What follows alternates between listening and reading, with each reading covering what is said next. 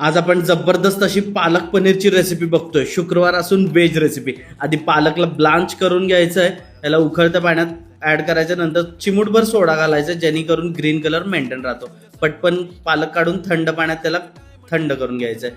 नंतर एका कढईत तेल, त्याच्यात जिरं, कांदा टाकून कांदा ब्राऊन करायचा आहे. पालकची मिरच्यांसोबत पेस्ट करायची आहे. कांद्यात लसूण, टोमॅटो, हळद, धणा पावडर, गरम मसाला, मीठ असं सगळं टाकून छान परतायचं आहे. इथे मी मिरची पावडर ॲड करत नाही, नाहीतर कलर डिस्टर्ब होतो.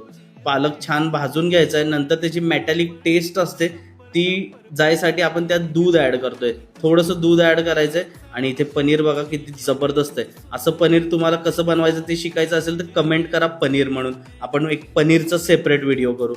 असं मस्त सगळं ग्रेव्हीत पनीर शिजून द्यायचं आहे. बायकोनी जरासं दूध जास्तच ॲड केलं.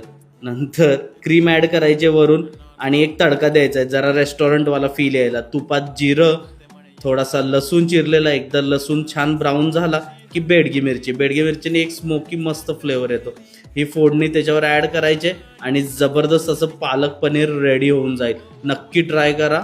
कशी वाटली ते कमेंट्समध्ये सांगा.